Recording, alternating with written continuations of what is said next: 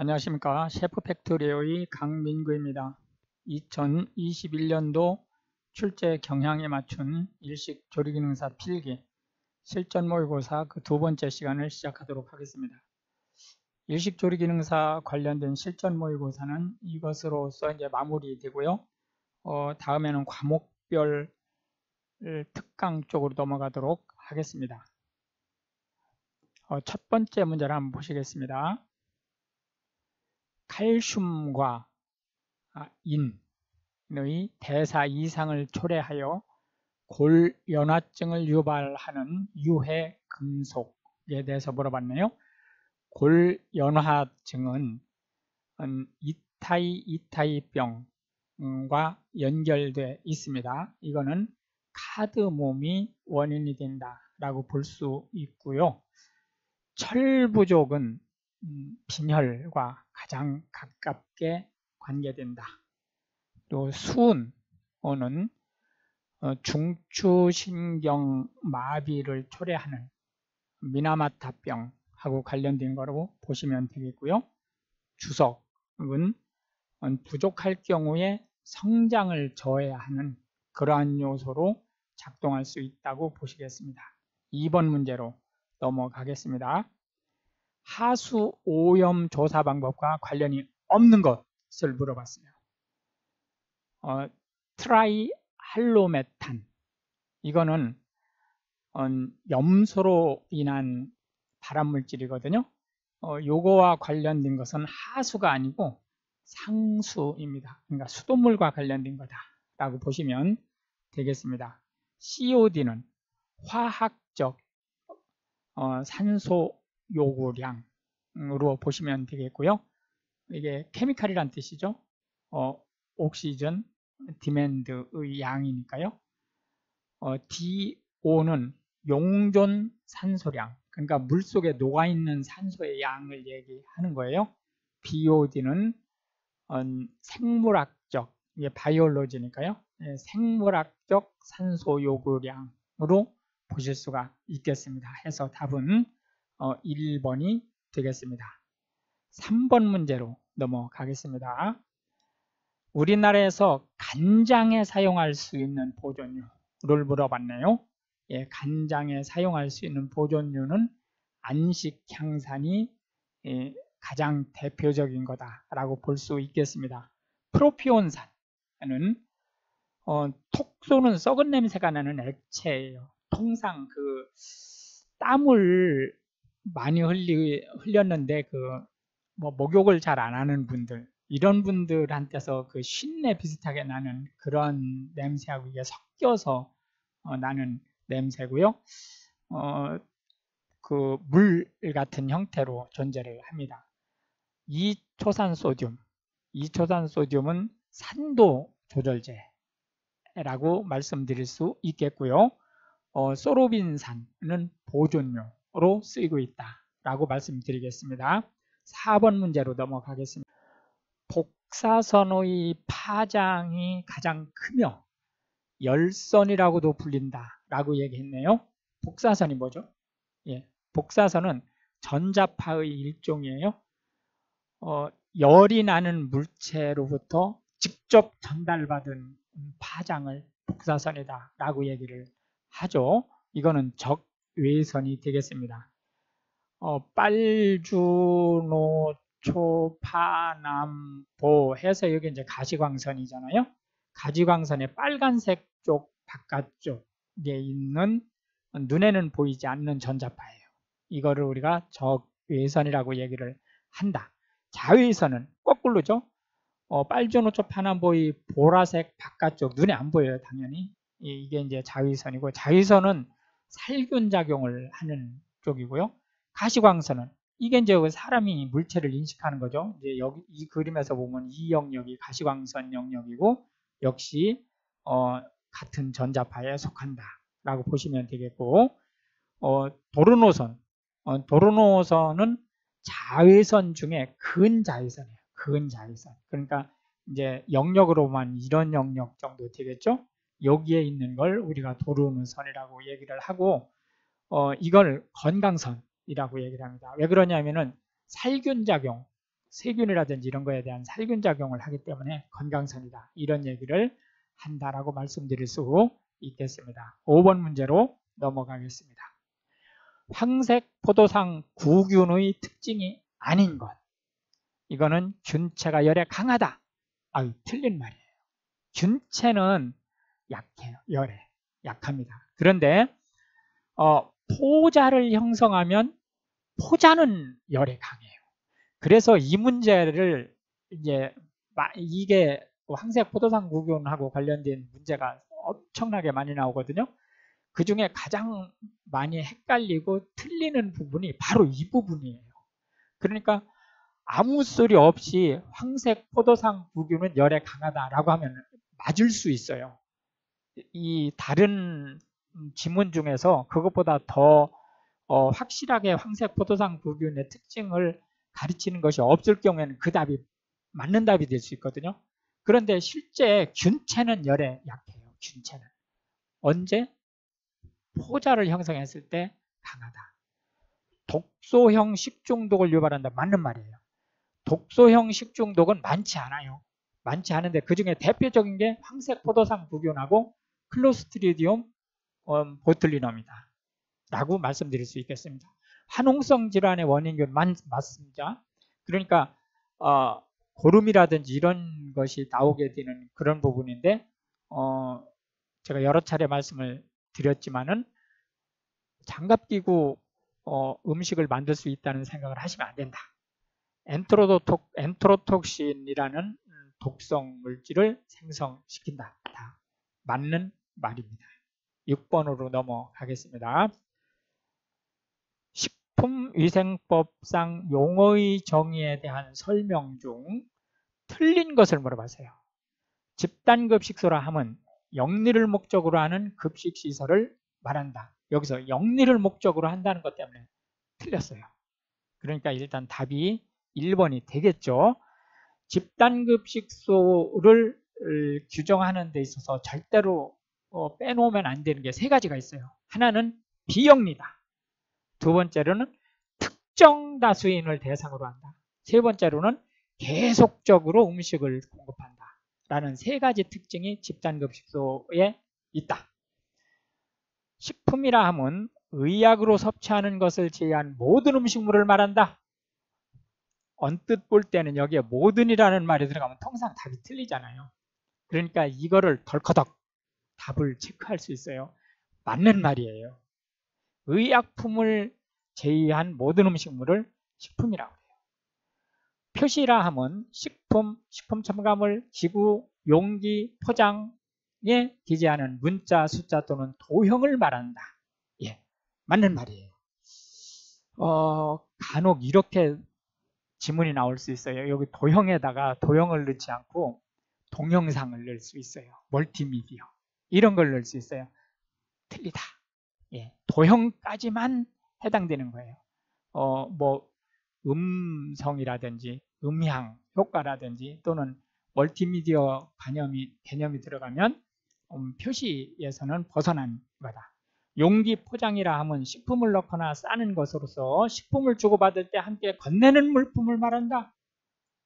맞는 말이에요. 이게 애매모호할 것 같지만 맞는 말입니다. 그런데 다른 그 보건복지부에서 그 면허 시험 중에 하나에 이런 지문이 나왔었어요. 담아서 파는 그릇이다.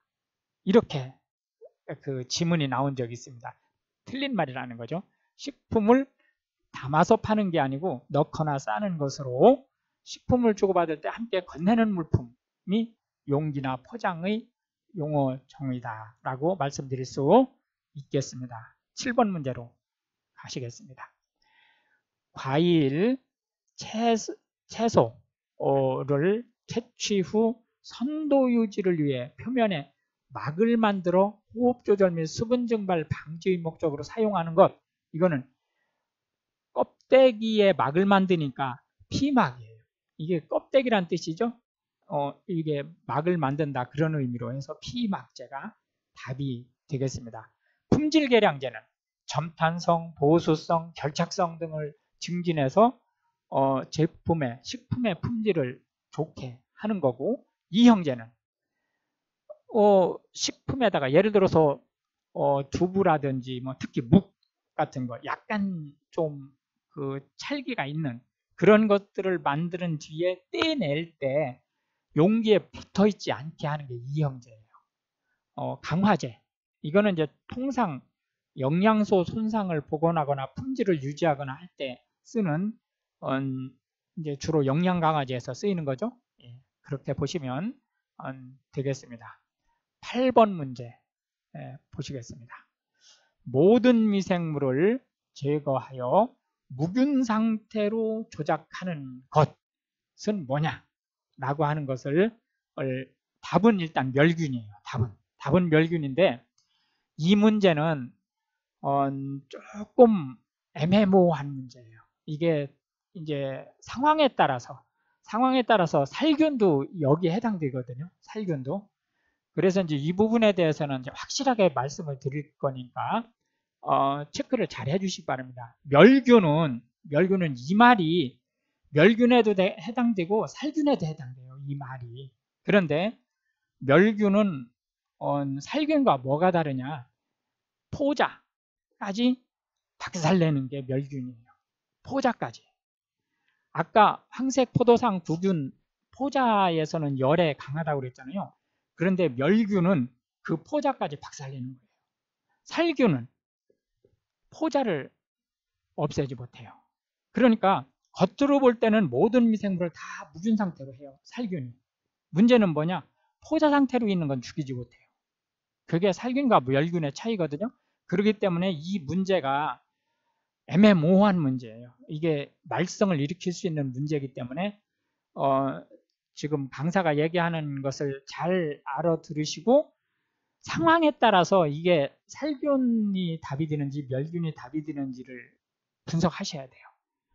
소독이라고 하는 것은 뭐냐면 질병이 발현되지 못하는 수준의 살균이에요. 살균은 살균인데 모든 미생물을 제거하지 않고 적정량 이하일 때는 발병이 안 되거든요. 예를 들어서 식중독이 걸리는데 식중독의 균이 100만 마리가 들어왔어요. 그러면은 배탈이 나는데 10만 마리밖에 안 들어왔어요. 그러면은 배탈이 안 나요. 그러니까 이 소독은 10만 마리 정도는 살아 있어도 소독은 성공한 거예요. 살균은 아니에요. 살균은 검출이 되면 안 됩니다. 살균된 뒤에. 무슨 말씀인지 이해하셨죠? 예, 정균이라고 하는 것은 이 정균하고 항균은 비슷해요. 비슷한 말인데 하여튼 뭐 굳이 구분을 하니까 이제 그 정균이라고 하는 거는 균의 증식을 억제하는 기능을 정균이라고 그래요. 기존에 있는 균은 그냥 놔둬요. 살든 말든 그건 그냥 놔둬요. 그런데 더 이상 증식은 못해요. 정균 처리를 하면. 예, 해서 9번으로 넘어가도록 하겠습니다. 일반적으로 식품 1g 중 생균수가 얼마 이상일 때 초기 부패로 판정하는가? 예, 이거는 외워야 될 문제예요. 예, 10의 7승입니다. 10의 7승이니까 약 1000만 마리 정도가 있을 때 이제 초기 부패로 보는 거고요. 10의 6승, 10의 6승은 100만 마리죠. 예, 10의 6승이 마리 정도가 있을 때까지는 신선한 거로 보는 거예요. 이 이하. 10의 6승 이하일 경우. 그 다음에 이제 10의 7승 또는 어디서는 이걸 8승이라고도 해요.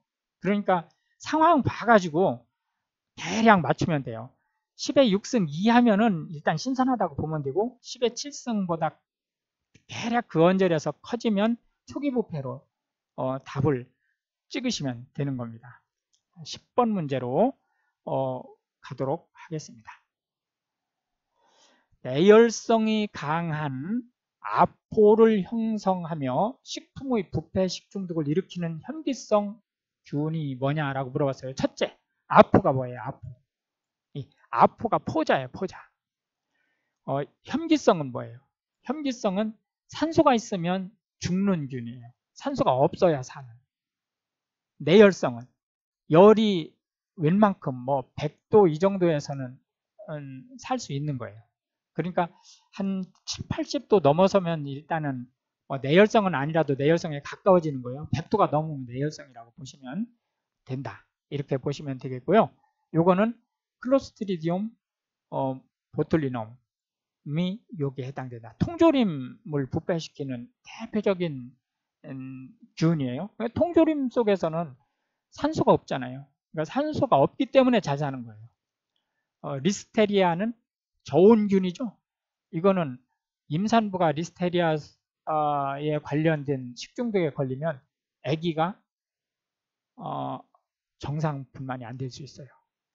비브리오속 저온균 성이에요. 저온균. 리스테리아는 완전 저온에서 살아갈 수 있는 거고, 비브리오는 완전 저온에서는 좀 그런데 냉장고에서는 살 수 있어요.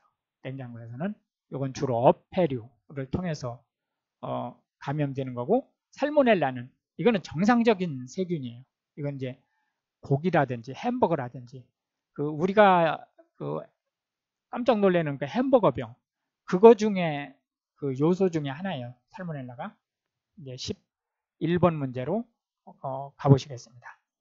색소를 보존하기 위한 방법 중에서 틀린 것을 물어봤어요. 녹색 채소를 데칠 때 식초를 넣는다? 이거 아니죠. 여기다는 중조나 구리를 넣는 것이다. 황산구리를 넣으면 된다. 매실지를 담글 때 소엽, 차조기 잎을 넣는다. 맞는 말이죠. 예, 연근을 졸일 때 하얀색 채소죠. 예, 식초를 넣는다. 여기서 식초를 넣는 거죠. 예, 맞는 말이죠. 햄 제조 시 질산 포타슘을 넣는다. 예, 맞는 말이에요. 예, 계속해서 12번 문제로 넘어가겠습니다. 신선한 생육의 환원형 미오글로빈이 공기와 접촉하면 분자상의 산소와 결합하여 옥시미오글로빈으로 되는데, 이때 색깔이 뭐냐?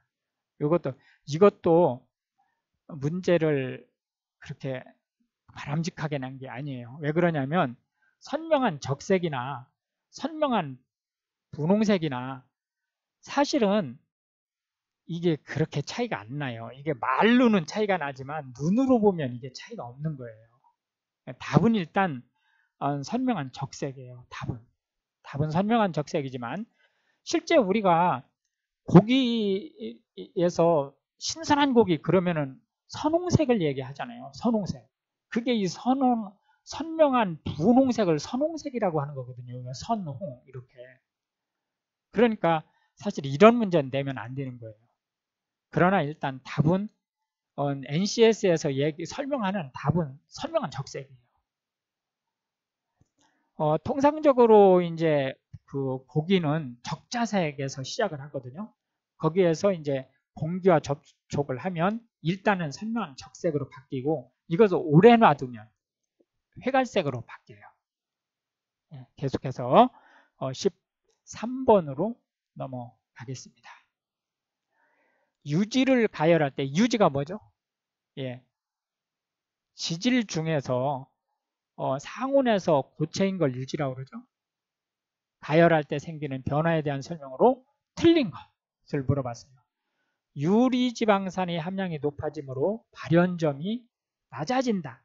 맞죠? 예, 이게 무슨 얘기예요? 튀김 같은 거를 할 때 발연점이 계속 낮아져요. 튀김 가열을 계속하면. 예, 그런 부분으로 보시면 되겠고, 연기 성분으로 알데히드, 케톤 등이 주 성분이다. 예, 맞는 말이죠? 맞습니다. 요오드 값이 높아진다? 아니에요. 낮아집니다. 요오드 값은 건성률이라고 하는데, 이거는 불포화도가 높을 때 요오드 값이 높아요. 불포화도가 높을 때.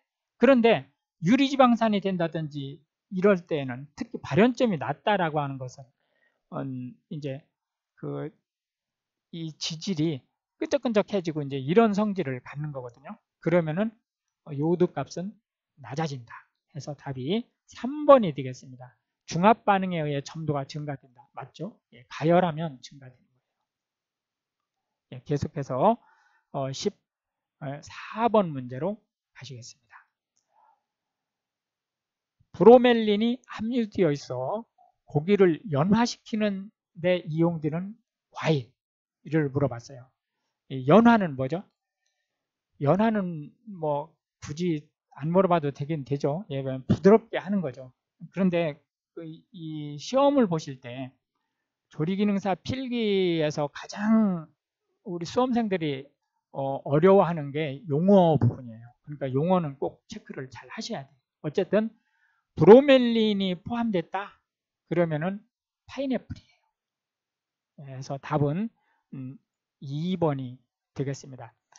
대표적으로 이제 연육제라고 그러거든요. 이런 거를 연육제로 쓰이는 거는 파파야에서 추출한 파파인, 그 다음에 키위에서 추출한 액티니딘, 그리고 무화과에서 추출한 피신, 이런 것들이 파인애플에서 추출한 브로멜린하고 함께 대표적인 연육제로 쓰인다라고 말씀드릴 수가 있겠습니다. 15번 문제로 가시겠습니다. 기생충과 중관숙주의 연결이 틀린 것을 물어봤어요. 십이장충, 모기, 첫 문항부터 틀렸네요. 예, 십이장충은 중간숙주가 없어요. 이건 사람한테 바로 그냥 들어옵니다. 말라리아, 이게 사람이 중간숙주예요. 사람이. 예, 폐흡충, 가재나 개가 중간 숙주다. 무구조충, 이게 무구조충은 이 구가 갈구리라는 뜻이거든요. 이게 무는 갈구리가 없으니까, 이 조충은 촌충이에요. 촌충. 그러니까 이거를 우리가 민촌충 이렇게 얘기를 해요. 갈구리가 있는 유구조충은 갈고리촌충, 돼지에서 감염되는 거고요. 갈고리가 없는 민촌충은 소에서 감염된다. 이렇게 말씀드릴 수가 있겠습니다. 계속해서 16번 문제로 넘어가겠습니다. 조리사 면허의 취소 처분을 받은 때 면허증 반납은 누구에게 하는가? 면허증을 누가 주죠? 예, 시장군수 구청장이 주죠. 예, 특특시군구예요. 특별자치도지사, 특별자치시장, 시장군수 구청장이에요. 예, 면허를 줄 때도 이분들이 주시고 회수할 때도 이분들이 회수하신다. 이렇게 보시면 되겠습니다. 계속해서 17번 문제로 가시겠습니다. 모체로부터 태반이나 수유를 통해 얻어지는 면역, 이거는 자연 수동 면역이다. 우선은 자연이냐 인공이냐를 이제 보면, 자연은 본인이 원하는 행동을 한 게 아니에요. 본인이 어떤 행동을 해서 한 게 아니고 그냥 자연스럽게 된 거예요. 자연스럽게. 그거를 이제 자연이라고 얘기를 하는 거고요. 뭔가 인위적으로 하여튼 행위를 한 거를 인공이라고 그러죠. 예, 능동은 뭐냐면 직접적으로 거기에 관련된 행동을 하게 돼서 얻는 걸 능동이라고 그러고, 수동은 내가 직접적인 행동을 한 게 아니고 당한 거예요. 이제 그런 부분으로 보시면 되겠는데, 자연 능동은 병을 앓은 거예요. 내가 병을 앓았어요.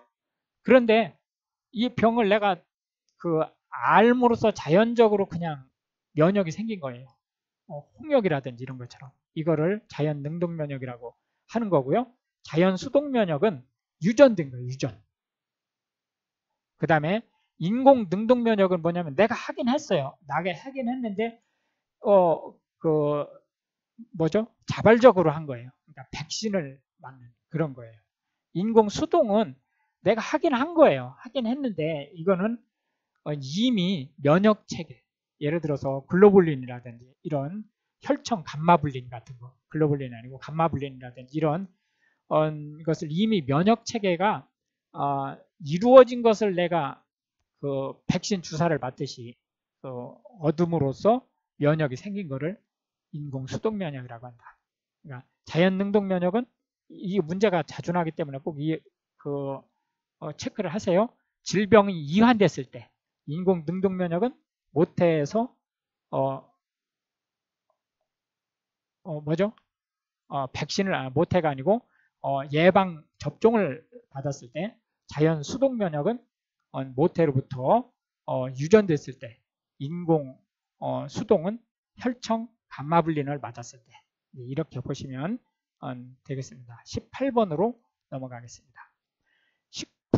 식품위생법에 명시된 목적이 아닌 것. 식품위생법의 목적이 아닌 것을 지금 물어보는 거예요. 위생상의 위해 방지, 맞는 말이죠. 예. 건전한 유통 판매, 이거는 뭐 마케팅하고 관련된 건 식품위생법하고 관계없어요. 예. 식품 영양의 질적 향상, 맞죠? 식품에 관한 올바른 정보 제공, 예. 맞는 말이에요. 예. 19번으로 넘어가겠습니다. 식품위생법상 식품접객업, 이게 식품접객업이 뭐예요? 통상 우리가 식당 그러면은 알아듣기 쉬운 거죠. 영업을 하려는 자는 몇 시간의 식품위생 교육을 미리 받아야 되는가? 예. 몇 시간 받아야 되죠? 예, 6시간 받아야 되죠. 예.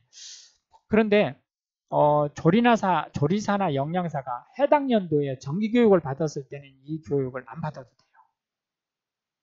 예, 20번 문제로 넘어가겠습니다. 불포화 지방산을 포화지방산으로 변화시키는 경화유에는 어떤 물질이 첨가되는가? 이 경화유라고 하는 이 경이 딱딱하다는 뜻이에요. 그러니까 원래 기름, 이 불포화지방산은 기름을 얘기하는 거죠. 예, 기름은 상온에서 액체란 말이에요. 그런데 이렇게 경화를 시켰다는 것은 상온에서 고체로 바꿨다는 거죠. 예, 이 경화시키는 데 들어가는 거는 수소가 되겠습니다. 그리고 이 경화시킨 기름을 경화시킨 유지의 대표적인 게 뭐예요? 네, 쇼트닝이죠. 이 쇼트닝은 우리가 트랜스지방이라고 얘기를 하니까요. 참고 하시기 바랍니다. 계속해서 21번 문제로 넘어가겠습니다. 소시지 100g당 단백질이 13g, 지방이 21g, 당질이 5.5g이 들어있을 때 100g당, 그럴 경우에 150g은 얼마의 칼로리를 내느냐라고 물어봤어요. 자, 단백질 13g이죠? 스마트폰으로 계산해 보세요. 13g 곱하기 단백질은 g당 4kcal가 나요. 더하기 지질은 21g이죠. 21g에 g당 9kcal가 나요. 더하기 당질은 5.5g이네요. 그런데 이거는 g당 단백질하고 같이 4kcal가 나요. 곱하기 4 이렇게 하면 되죠. 그러면은 지금 스마트폰으로 계산 한번 해보세요. 얼마가 나오죠? 263이 나오네요. 263. 그죠? 263에다가 263이 이쪽에다가 100을 쓰겠습니다. 100g이 263이라는 뜻이에요. 는 150g일 때 150g일 때는 x가 되죠. 그럼 100x는 263 곱하기 150이 이제 여기가 되겠죠.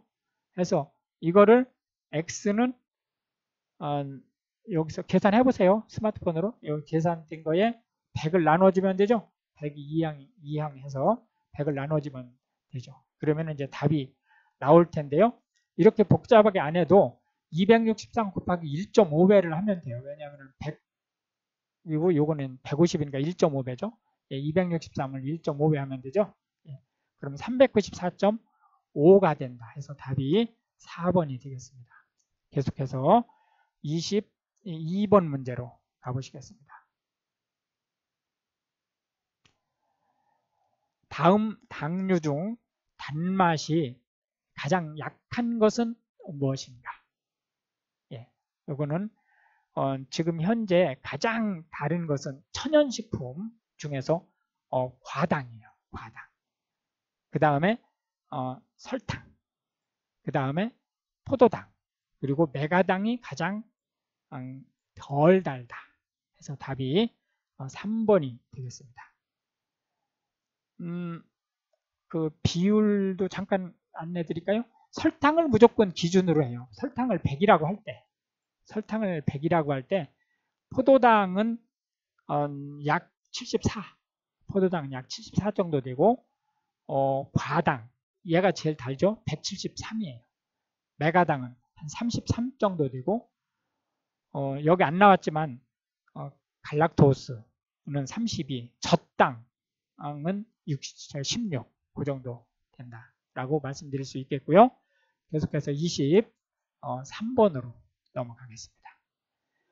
다음 당류종 케톤기를 가진 것. 케톤기를 가진 것은 아주 흔하지 않아요. 아주 제한됩니다. 왜 그러냐면 통상 이 탄수화물이 우리 체내에서 존재를 할 때 이렇게 육각형 구조로 존재하는 게 대부분이에요. 이 육각형 구조로 존재하는 걸 우리가 통상 알데하이드라고 얘기를 하고요. 오각형, 이게 육각형이 아니고 이렇게 오각형 형태로 존재하는 것을 우리가 보통 케톤기라고 얘기를 하는데요. 이것은 프룩토스에 해당됩니다. 과당에만 해당되는 거예요. 그 나머지는 거의 대부분이 육각형으로 존재한다고 해도 뭐 크게 틀린 말이 아니다라고 보실 수가 있겠습니다. 계속해서 24번 문제로 가보시겠습니다. 후년에 대해서 설명한 것 중 틀린 것을 물어봤어요. 후년이 뭐예요? 후년이 그 참나무라든지 이런 거를 불을 떼는데 불완전 연소를 시켜가지고 연기를 내서 쪼이는 거를 후년이라고 그러죠. 햄, 베이컨, 소세지가 후년 제품의 대표적이다. 맞는 말이죠. 예. 후년의 목적은 육제품의 풍미와 외관 향상이다. 맞는 말이에요. 특히 풍미가 좋아지죠. 후년 재료는 침엽수가 아니에요. 참나무는 대표적인 활엽수예요. 그러니까 일단 답이 3번이 되겠고, 후년을 하면 보존성이 좋아져. 맞는 말이에요. 왜 그러냐? 그 연기, 참나무의 연기 안에 불완전 연소 시킬 때 생기는 그 연기 안에 살균력이 있어요. 살균력이 있기 때문에 이 고기에 있는 세균들을 죽일 수가 있습니다. 해서 25번 문제로 넘어가겠습니다. 감자는 껍질을 벗겨두면 색이 변하는데 이를 막기 위한 방법이 뭐냐라고 물어봤어요. 감자를 껍질을 벗겨두었을 때 색이 변하는 걸 뭐라고 그러죠? 예, 효소적 갈변 반응이다 라고 얘기를 해요. 이거를 막을 수 있는 가장 좋은 방법은 뭐죠? 효소적 갈변 반응에서 효소가 작용할 때 산소가 꼭 필요하거든요. 이 갈변 작용에서. 그러니까 산소하고 차단시키는 거예요. 물에 담그면 산소가 차단된다. 물속에도 산소가 있죠. 그런데 이 산소는 너무 양이 적기 때문에 갈변을 시킬 수 있는 정도 수준이 못 돼요. 여기다가 설탕이라든지 소금이라든지가 약간 풀면은 더더욱 어렵죠. 예, 냉장고에 보관한다. 틀리죠? 냉동시킨다. 당연히 틀리고 공기 중에 방치하면 더 갈변이 증가되죠. 예, 계속해서 26번 문제로 가시겠습니다. 다음 중 일반적으로 뿌리 부분을 식용 부위로 하는 채소를 물어봤어요. 비트, 맞는 말이죠. 예. 근채류라고 그래요. 뿌리 채소를 근채류. 파슬리, 잎사귀를 먹죠. 엽채류. 브로콜리, 꽃 부분을 먹죠. 예. 화채류. 아스파라거스, 뭐죠? 예, 이 줄기를 먹죠. 예, 경채류라고 얘기한다. 브로콜리하고 대표적으로 콜리플라워라는 것이 이제 화채류의 대표적인 게, 화채류는 그렇게 많지 않기 때문에 그거는 체크를 한번 해두시기 바랍니다. 27번 문제 들어가겠습니다. 클로로필 색소의 포르피린 고리 결합에 결합되어 있는 이온이 뭐냐라고 물어봤어요. 요거는 마그네슘입니다. 마그네슘이 이게 이렇게 고리 결합되는 거로 대표적인 문제가 두 가지가 나와요. 한 가지는 이 마그네슘 2 플러스가 클로로필 색소에 포르피린 구조로 되어 있는 거고, 또 하나는 뭐죠? 예, F2 플러스 이온이 어디에 얘는 그 고리 구조를 가지고 있어요? 예, 헤모글로빈의 그 4개 쌍의 구조를 가지고 있는 거다라고 이제 보시면 되겠고, CO2 플러스는 황산구리에 들어가는 거예요. 녹색 채소를 고정시키는 거죠. 예, 소듐 플러스는 이거는 이제 소금 만들 때 NaCl 만드는 이온이다라고 보시면 되겠습니다. 계속해서 28번 문제로 넘어가겠습니다. 글루텐을 형성하는 단백질을 가장 많이 함유하는 것은 뭐죠? 예, 이거는 뭐 빵 만들고 국수 만들고 하는 것들이니까 밀이죠, 당연히. 밀에는 10 내지 15%의 단백질이 포함되어 있어요. 쌀에는 2.7% 정도. 보리의 단백질이 생각보다 많아요. 10%가 넘습니다. 많을 때는 12% 정도까지 됩니다. 옥수수에는 3.8 내지 11.5% 정도. 여기도 제법 들어있어요. 예, 계속해서 29번 문제로 넘어가겠습니다. 육류의 연화작용, 연육작용이라고 하죠. 육류 연화작용이니까 연육작용. 예, 관여하지 않는 것을 물었어요. 않는 것. 파파야, 예, 파파인이죠. 예, 파인애플. 아까 나왔었죠. 예, 레닌 얘가 아니에요. 이건 조금 이따 설명드리겠습니다. 무화과, 예, 피신이라든지 이런 게 이제 그 대표적인 연육제로 쓰인다. 레닌은 두 가지가 있어요. ReNin이라고 하는 레닌이 있고 ReNNin이라는 그 레닌이 있어요. ReNin은 내분비예요. 내분비. 이거는 수분이나 소듐, 나트륨을 체내 분량을 제어하는 신장 쪽에서 기능을 하는 거죠. 그 다음에 ReNNin은 응유 기능의 외분비예요. 효소죠. 그러니까 이거는 이제 위 쪽에서 작용한다라고 보시면 되겠습니다. 계속해서 30번 문제로 가시겠습니다. 가정에서 많이 사용되는 다목적 밀가루가 무슨 분이냐고 물어봤어요. 강력분은 제빵용으로 쓰는 거예요. 중력분이 이제 다목적용이죠. 예, 국수나 기타 다목적. 박력분, 이거는 주로 제과용으로 쓰는 거예요. 또 이제 튀김가루도 박력분으로 합니다. 초강력분, 얘는 파스타, 특히 이태리 음식, 그 중에 이제 파스타 같은 게 초강력분으로 쓰는 거다라고 보시면 되겠고요. 계속해서 31번 문제로 넘어가겠습니다. 신선한 달걀에 대한 설명으로 옳은 것. 깨뜨려 보았을 때 난항계수가 작은 것이 아니에요. 난항계수가 큰 거예요. 난항계수가 뭐죠? 난항계수는 달걀을 이렇게 깨뜨렸을 때 흰자가 이렇게 있고 노른자가 이렇게 있죠. 이랬을 때 이 흰자의 이 넓이의 직경에 비해서 이 노른자의 높이가 얼마냐라고 하는 비율이에요. 흔들어 봤을 때 진동 소리가 나면 안 되죠. 진동 소리 난 건 상한 거예요. 이건 뭐 신선하지 못한 이 수준이 아니에요. 먹으면 안 되는 거예요. 표면이 까칠까칠하고 광택이 없는 것, 이게 신선한 거죠. 그래서 답이 3번이 되겠고요. 수양난백의 비율이 높으면 안 돼요. 농후난백의 비율이 높아야 돼요. 시간이 갈수록 수양난백의 비율이 높아집니다. 그리고 이제 기실이 작은 것이 신선하다라고 보시면 되겠습니다. 계속해서 32번 문제로 가시겠습니다. 다음 급식시설 중 1인 1식 사용 급수량이 가장 많이 필요한 시설은 병원이에요. 병원이 가장 많고, 그 다음에 기숙사, 여기는 없죠. 예, 기숙사 시설. 그 다음에 이제 산업체, 그 다음에 학교 시설이 이제 이렇게 순서대로 보시면 되겠습니다. 계속해서 33번 문제로 넘어가겠습니다. 강력분을 사용하지 않는 것을 물어봤어요. 강력분을 사용하지 않는 것은 케이크는 박력분을 써요. 케이크는 박력분, 식빵은 이건 중력분으로도 식빵 만들 수 있어요. 그러나 이제 통상 강력분으로 만든다는 거죠.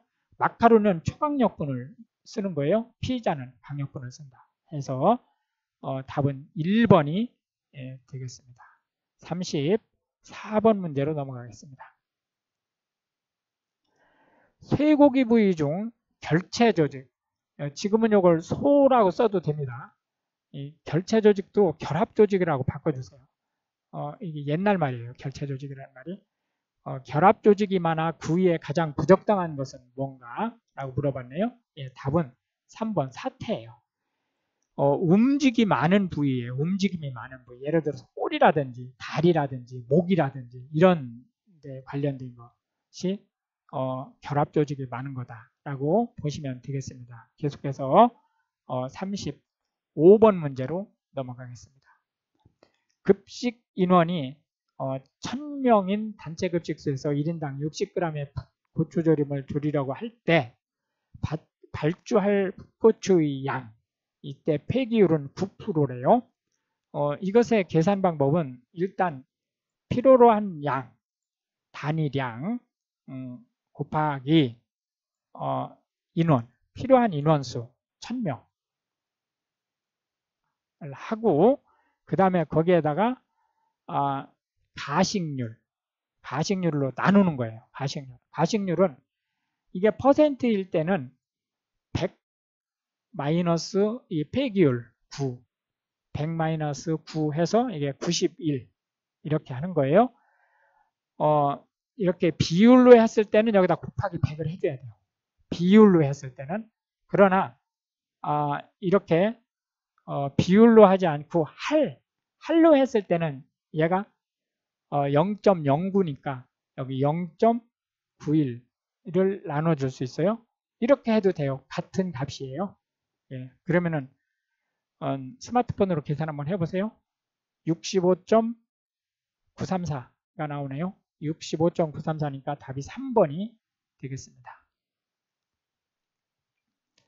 계속해서 36번 문제로 가시겠습니다. 식품 구매 시 폐기율을 고려한 총 발주량을 구하는 여기에 곧장 나왔네요. 정미중량. 정미중량이 1인당 필요한 양이죠. 에다가 100- 폐기율. 그러니까 이게 가식부율이죠. 이게 가식부율을 한 다음에 이게 퍼센트니까 100을 뺐다는 얘기는 퍼센트니까 100을 다시 곱하고 그 다음에 인원수를 곱해주면 되죠. 이렇게 하시면 정상적인 답이 될 수 있다라고 해서 4번이 답이 되겠습니다. 계속해서 37번으로 넘어가겠습니다. 쌀에서 섭취한 전분이 체내에서 에너지를 발생하기 위해서 반드시 필요한 것이 뭐냐? 라고 물어봤어요. 답은 바이타민 B1입니다. 이 얘기는 무슨 얘기냐면 발전을 시켜야 되는데 이 발전시키기 위해서 필요로 한 불소식의 역할을 하는 것들이 뭐냐라고 하는 거예요. 참고로 알아두세요. B1, B2, B3, B6, B12 얘들이 반드시 있어야 돼요. 특히 1, 2, 3 B1, 2, 3는 없으면 절대로 안 돼요. 참고로 알아두시기 바랍니다. 계속해서 38번 문제로 들어가시겠습니다. 우유에 대한 설명으로 틀린 것을 물어봤어요. 틀린 것을 시판되고 있는 전유, 이 전유가 뭐예요? 우유 전체를 얘기하는 거죠. 유지방 함량이 3.0% 이상이어야 된다. 통상 맞는 말이에요. 통상. 저지방 우유는 유지방을 0.1% 이하로 낮추고 그러면 0.1% 이하로 낮춘다는 얘기는 지방을 없앴다는 얘기예요. 이거는 저지방류가 아니고 제지방류죠. 제지방. 그러니까 지방이 없는 무지방류가 되는 거예요. 그러니까 이거는 0.1%가 아니고 0.9%. 0.9% 정도로 보시면 되겠습니다. 그래서 답이 2번이 되겠습니다. 틀린 거니까. 유당 소화 장애증, 이거를 우리가 유당 불내증이라고 그래요. 유당 불내증이 있으면 유당을 분해한 우유를 이용해야 된다. 맞는 말이죠. 예. 이거 뭐 락토 우유 뭐 이런 거 팔죠. 예. 저염 우유란 전유 속의 소듐을 포타슘과 교환시킨 우유를 말하는 맞는 말이에요. 그래서 답은 2번이 되겠습니다. 39번으로 넘어가겠습니다. 단당류에서 부재탄소 원자가 3개 존재하면 이론적으로 입체 이성질체 수는 몇 개냐라고 물어봤네요.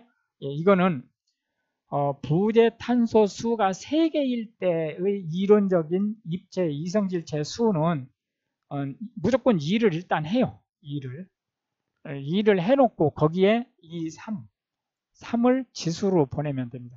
그럼 2에 3승이 되죠? 그러면은 뭐가 되겠어요? 8이 되겠죠. 2, 4, 2, 4, 8. 그래서 8이 된다. 입체 이성질체라는 게 뭐죠? 입체 이성질체. 이게 실제 화학 기호는 같아요. 화학 기호는. 예를 들어서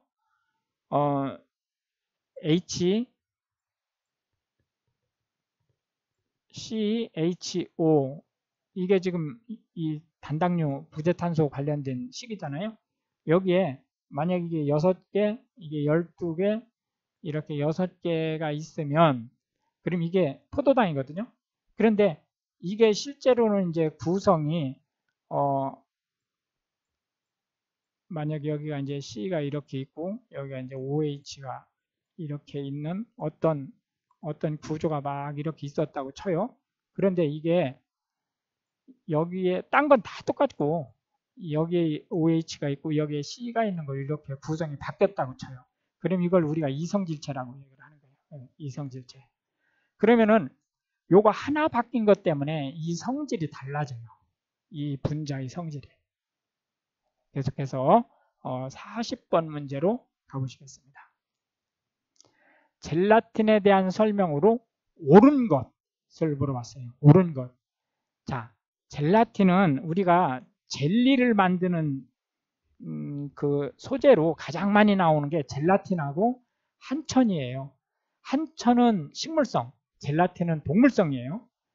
자, 과일 젤리나 양갱의 제조에 이용된다. 식물성이잖아요. 그러니까 아니죠. 해조류로부터 얻은 다당류의 한 성분, 이 식물성이잖아요. 그러니까 이게 1번이나 2번은 같은 걸 한천을 얘기하는 거예요. 산을 아무리 첨가해도 젤 강도가 저하되지 않는 특징이 있다. 아니죠. 산을 첨가하면 강도가 높아져요. 젤 형성이 잘 되는 거예요. 3 내지 10도 섭씨에서 젤화되고 온도가 낮을수록 빨리 연고된다. 맞는 말이죠. 왜? 고기들이니까 젤라틴은. 그러니까 온도가 낮아지면 굳어지죠. 계속해서 41번 문제로 가시겠습니다. 일반적으로 식품의 구매 방법으로 가장 옳은 것. 단체급식소에서 지금 하는 얘기예요. 고등어는 2주일분을 한꺼번에 구입한다. 근데 이 문제도 조금 좀 문제가 있어요. 이게 왜 그러냐면 고등어 하면 이게 어떤 고등어인지를 알 수가 없거든요. 예를 들어서 간고등어인지 뭐 안동 간고등어 같은 경우는 2주일분 한꺼번에 구입한다고 해서 문제될 게 없죠.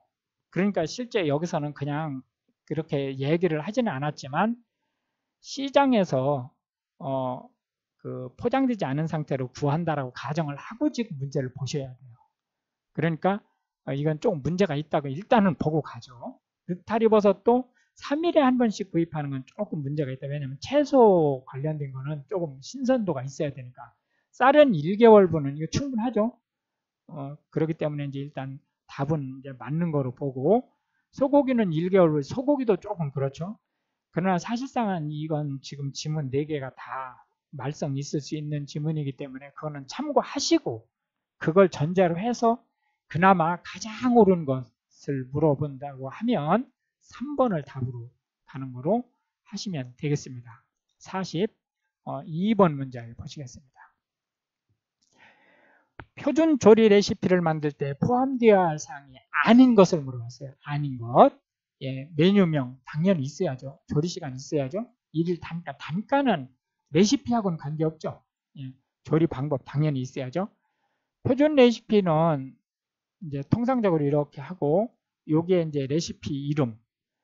메뉴명 할 때 이 명은 사실 필요 없는 거예요. 왜냐하면 메뉴라는 거 말 자체가 이게 명이란 뜻이에요.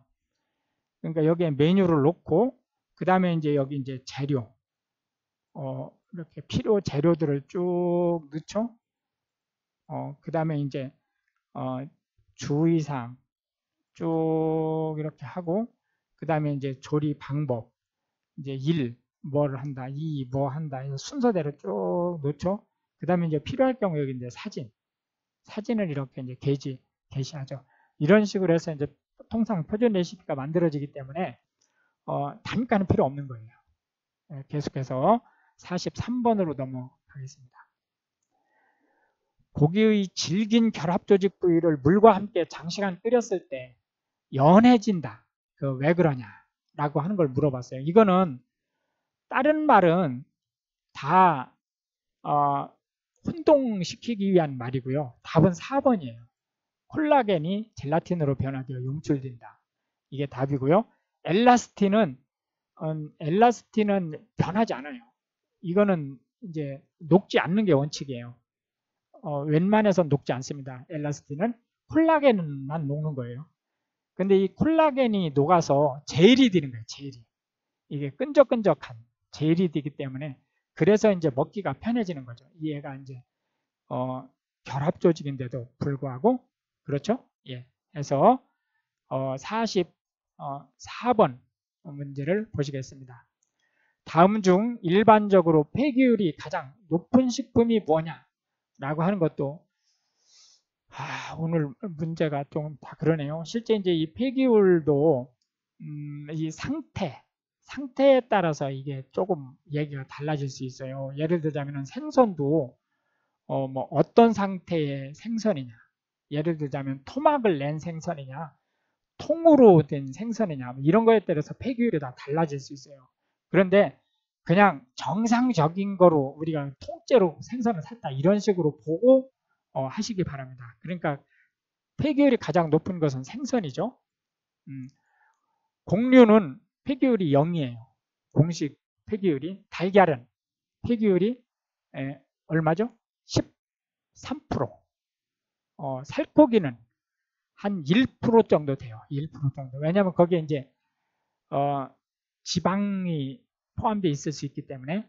예, 생선은 통으로 샀다고 할 때 약 한 38% 정도 돼요. 폐기율이 높죠.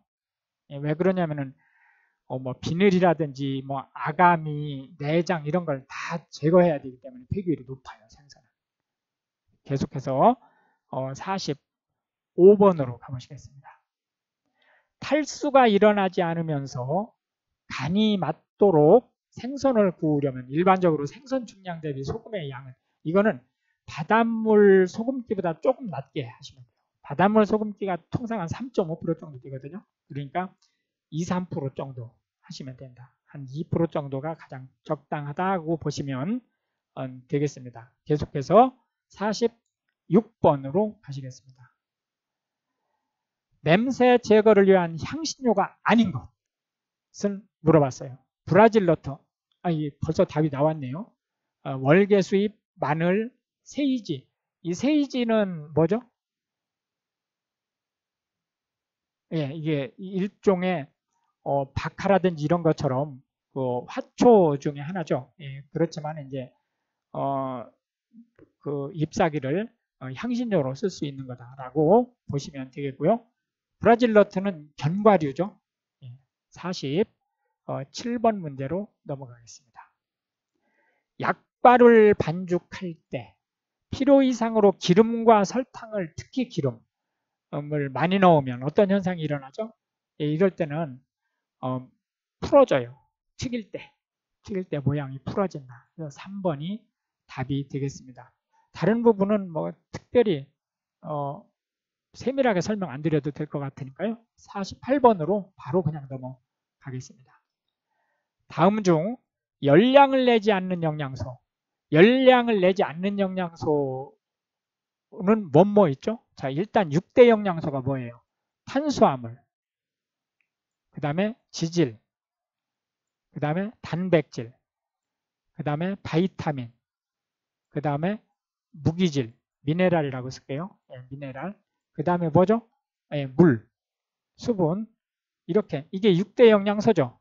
6대 영양소인데 열량을 내는 거는 뭐예요? 이 세 가지만 열량을 내는 거예요. 그 나머지는 얘는 열량을 못 내요.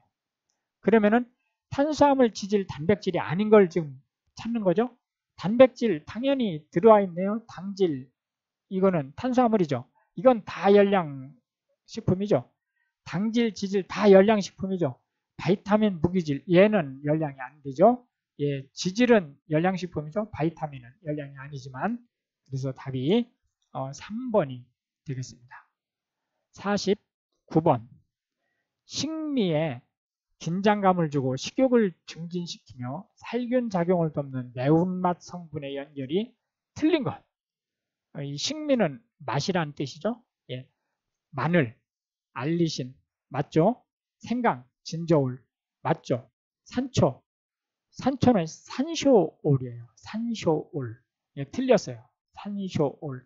호박산은 어디에 들어있죠? 예, 조개나 사과나. 고추, 캡사이신. 맞는 말이죠? 예, 답은 3번이 되겠습니다. 50번으로 바로 넘어가겠습니다. 단백질 함량이 14% 정도인 밀가루로 만드는 것이 가장 좋은 식품은 뭐냐라고 물어봤어요. 단백질 함량이 14%면 초강력분이에요. 초강력분. 통상 이게 지금 강사가 얘기하는 것이 꼭 그런 건 아니에요. 대략 그렇다는 거예요. 약 한 8% 정도 되면 박력분, 10% 정도 되면 중력분, 12% 정도 되면 강력분, 13% 이상이면 초강력분 이렇게 보시면 돼요. 다시 한번 얘기하는데 이거는 그냥 대략적인 숫자니까 좀 왔다 갔다 할 수 있어요. 그러니까 그걸 전제로 해서 이렇게 보실 때 14% 정도면 초강력분이에요. 무지하게 많은 거예요. 그러니까 이거는 마카로니용이다. 파스타, 이태리에서 쓰는 그 국수 종류에 쓰는 거다라고 보시면 되겠고, 버터 케이크 이거는 박력분, 튀김 옷으로 쓰는 밀가루 있죠? 박력분, 과자류 박력분, 예, 국수는 중력분, 빵 강력분 이렇게 보시면 되겠습니다. 해서 계속해서 51번 문제로 가시겠습니다. 51번부터는 일식 관련된 문제만 나옵니다. 근데 이거는 이제 그 여기 셰프 팩토리 지금 현재 여기 8번으로 돼 있잖아요. 근데 이제 실제 한식 여기에서는 이게 15번으로 넘어갑니다. 그러니까 15번에 51번에서 60번까지는 한식 관련된 것만 나오는 거예요. 앞에 공통 문제는 문제가 같습니다. 다음 중 서양식 계량 단위가 아닌 것을 물어봤어요. 서양식 계량 단위가 아니라는 얘기는 무슨 얘기죠? 예, 한국식 계량 단위를 물어보는 거예요. 한국식 계량 단위. 여기서 TS 할 때 이 대문자 TS 하면 큰 술이란 뜻이에요. 여기 테이블 스푼 하면 작은 술이란 뜻이에요. 4분의 1컵과 4TS가 같다 라고 얘기를 했어요. 이 TS는 몇 밀리리터예요? 15리터죠. 15ml. 15 곱하기 4는 얼마예요? 60이 되겠죠? 그리고 한 컵은 얼마예요? 이 한 컵. 한 컵은 약 240이죠. 약 236.6이에요. 약 240 나누기 여기 4. 4를 하면 얼마예요? 4, 6, 24 맞죠? 이게 60 같은 값이 나오죠. 이게 맞는 말이에요. 한 컵에 200ml 이거는 이제 한국식이에요. 이게 한국식입니다. 왜냐면 이 컵과 이 컵이 지금 다르죠. 이 컵은 240으로 계산했잖아요. 1파인트는 0.47리터예요. 리터. 예, 맞는 말이에요. 이거는 이 컵으로 볼 땐 두 컵이에요. 이게 1파인트가 컵으로 볼 땐 두 컵이다. 이 문제가 자주 나지는 않지만 어쩌다 날 수 있기 때문에 꼭 알고 계셔야 됩니다. 이론주는 28.35g 맞는 말이에요. 이론주는 컵으로 얘기하면 8분의 1컵, 8분의 1컵에 해당된다라고 다시 한번 강조를 드리겠습니다. 52번 문제로 넘어가겠습니다. 일식조리에서 문어, 해삼, 새우, 새조개, 가다란과 도미 등을 주재료 하는 요리로 가장 적합한 거예요. 왜냐하면은 이 도미로 무침도 할 수 있는 거예요. 그죠? 예, 그렇기 때문에 이제 가장 적합한 것은 초회다 말씀드릴 수 있겠고, 무침은 도미, 갑오징어, 피조개, 명란젓, 두부, 곤약 이런 것들이 주로 무침에 쓰이는 거고요. 조림은 도미라든지 이런 생선 주로 쓰이는 거고, 구이는 흰살 생선, 붉은살 생선, 육류 이런 것들이 이제 일식에서 쓰인다라고 말씀드릴 수가 있겠습니다. 계속해서 53번으로 들어가겠습니다. 일식 초밥용 쌀의 조건으로 잘못된 것. 밥은 평상시보다 약간 되게 짓는다. 예, 맞는 말이죠. 쌀은 수분이 촉촉한 햅쌀로 짓는다. 예, 햅쌀이 아니고 뭐 아주 묵은 쌀은 아니지만 약간 묵은 쌀. 밥은 서늘한 곳에 보관한 쌀로 짓는다. 맞는 말이죠. 쌀은 고시카게리게나 사시니시키게를 사용한다. 예, 맞는 말입니다. 계속해서 54번으로 넘어가겠습니다. 일식 국물 내기에서 도미머리 손질로 적합지 않은 것. 예, 이것도 강사가 많은 설명은 안 해도 될 것 같아요. 도미머리 위 눈알 쪽이 요리사문 바깥쪽에 가도록 수직으로 세운다. 예, 이게 틀린 말이죠. 1번부터. 예, 2. 도미 이빨 중간에 칼끝을 넣어 자른다. 예, 맞는 말이죠. 도미머리를 좌우로 벌려 잘라지지 않은 부분을 마저 자른다. 예, 맞는 말이고요. 내장과 아가미는 완전히 제거한다. 예, 맞는 말이 되겠습니다. 계속해서 55번. 다음 중 채썰기 방법으로 맞는 것을 물어봤어요. 예. 생길이 맞는 말이죠. 예, 채 써는 방법으로 고구치 길이 이건 뭐죠? 예, 오이나 당근, 대파 이런 거를 한입 썰기 하는 거를 고구치 길이. 미진 길이 예, 다져 써는 거 아주 얇게 2초 길이 은행잎 썰기를 얘기하는 거니까 답은 1번이 되겠습니다. 56번.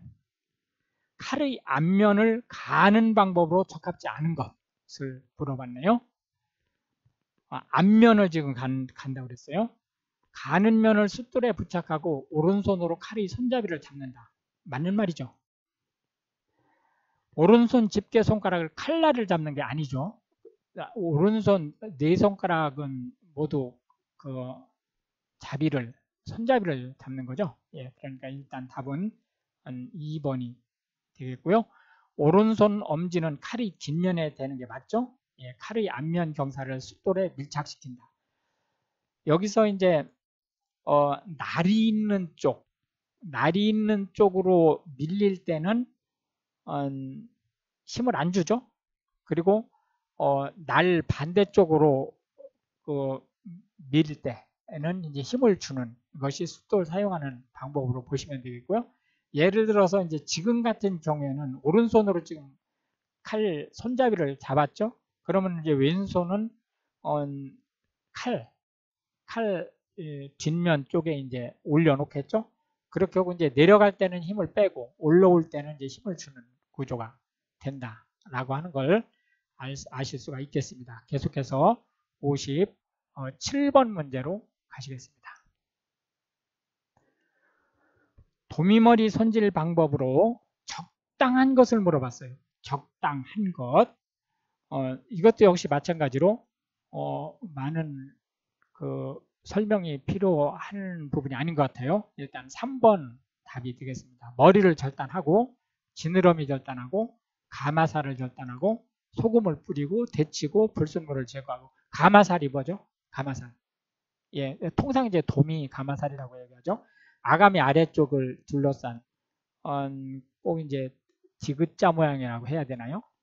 그렇게 이렇게 싹 그 둘러싼 부분을 이제 우리가 혼가마라고 얘기하는데, 그 부분에 이제 부위살을 우리가 가마살이라고 얘기를 한다라고 말씀드릴 수 있겠고요. 계속해서 58번 문제로 넘어가겠습니다.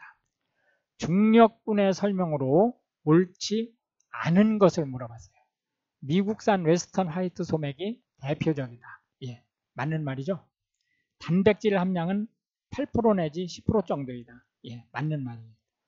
글루텐의 양은 30%입니다. 아이고, 이게 계산을 해봐야 되는 부분이지만, 이 부분은 대략 그 단백질이 한 10%일 때 글루텐의 양에는 30% 정도 되는 것을 우리가 중력분이라고 한다라고 보고 그냥 넘어가겠습니다. 강력분과 양력분의 중간 정도의 점탄성을 갖는다. 이건 양력분이라는 말은 우리가 공식적으로 쓰지 않습니다. 그러니까 양력분이 아니고 박력분이다 라고 보시면 되겠고요. 답이 4번이 되겠습니다. 계속해서 59번 문제로 넘어가겠습니다. 일식 도미조림으로 적합치 않은 것을 물어봤어요. 냄비에 우엉을 먼저 넣고 도미를 넣는다. 예, 맞는 말이죠. 도미 비린내를 제거하기 위해 조리 후 맛술이나 청주를 살짝 붓는다. 조리 후에 붓는다는 것 때문에 문제가 생겼죠. 예. 채소 고유의 색이 선명하게 유지될 정도로 졸여야 한다. 맞는 말이죠. 예. 냄비에 뚜껑을 열고 데쳐서 윤기가 나게 해야 한다. 예. 맞는 말이 되겠습니다. 60번 문제로 들어가시겠습니다. 처음에 넣으면 재료의 표면을 단단하게 해서 다른 조미료의 침투를 어렵게 하는 것. 예, 이거는 소금이 되겠습니다. 예, 이것도 뭐 긴 설명이 필요 없을 것 같아요. 예, 이렇게 해서 오늘 일식 조리기능사 필기 실전 모의고사 두 번째 그 시간을 마치기로 하겠고요. 다음에는 과목별 기출문제에서 다시 찾아오는 거로 하겠습니다. 예, 긴 시간 감사합니다. 고생 많으셨습니다.